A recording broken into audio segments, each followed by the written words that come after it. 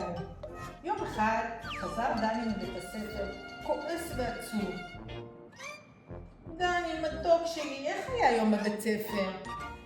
אמא, אף אחד לא רוצה לשחק איתי היום. לא אמרתי את זה. דני, אתה צריך להתמודד ולעמוד על שלך, וככה תצליח לרכוש חברים.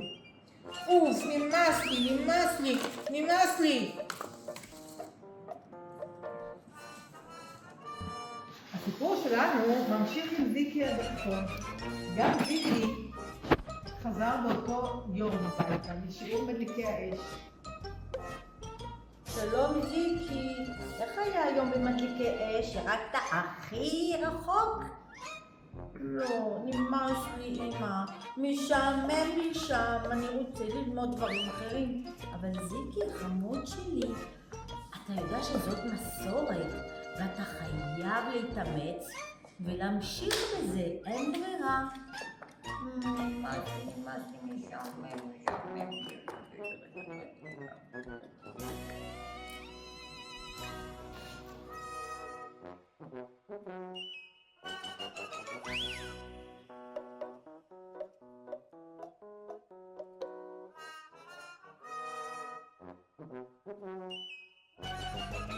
מחר בבוקר דני יצא מהבית כרגיל בדרך לבית הספר.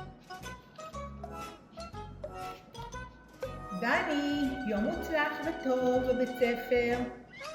להתראות אמא.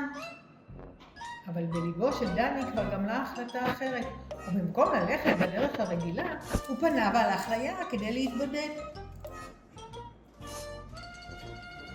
באותו בוקר גם זיקי החליט שלא יחזור לשיעור מדליקי האש. להתראות זיקי, שיהיה לך יום נפלא, חמוד שלי. ביי אמא, להתראות. וגם זיקי פנה והלך ליער. דני קורא ספר וזיקי מתקרב אליו בשקט. וואו, מה אתה יודע לקרוא? גם אני רוצה. אמא! אל תפחד, אני דרקון טוב. אז למה אתה ביער? לא כדי לתפוס ילדים שלא הולכים לבית ספר? מה פתאום? אני באתי קצת להתבודד כי נמאס לי ללכת לשיעורי מדליקי אש. משעמם, אני רוצה ללמוד לקרוא כמוך. גם אני לא רוצה ללכת לבית ספר. אין לי חברים ואני רוצה להיות חזק. גם אני רוצה להוציא אש מהפה. אוקיי, יש לי רעיון. אולי נלך למכשפה ואז היא תחליף בינינו. אתה תהיה זיקי ואני אהיה דני. מה אתה אומר? בטח, רעיון מגניב. זיקי קרא למכשפה זובלה, וזובלה הייתה מכשפה שגרה ביער, והיא ידעה לרקוח כל מיני שיקויים.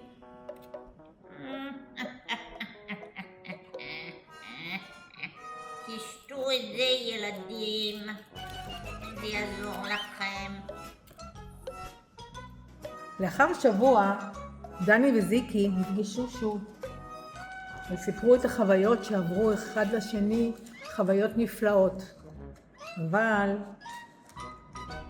דני פתאום, אוי, אני מתגעגע לחברים שלי. אני רוצה ללכת לבית ספר ולבוא הביתה כבר. אוף, באמת, מה נעשה?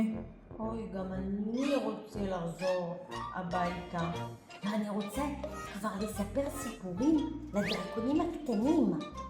אבל המכשפה אמרה שזה בלתי אפשרי. זיקי ודני מה נעשה? הלכו למכשפה. מה נעשה, הוא אומר דני. מה נעשה? רגע, אולי נחזור למכשפה, ואז היא תביא לנו שיקוי חדש. בוא נלך לשכנע אותה. נוסיף כזאת. טוב, בסדר, אז בוא נלך. אז הלכו. אבל מה המכשפה עשתה, אנחנו לא יודעים. נדע בפעם הבאה.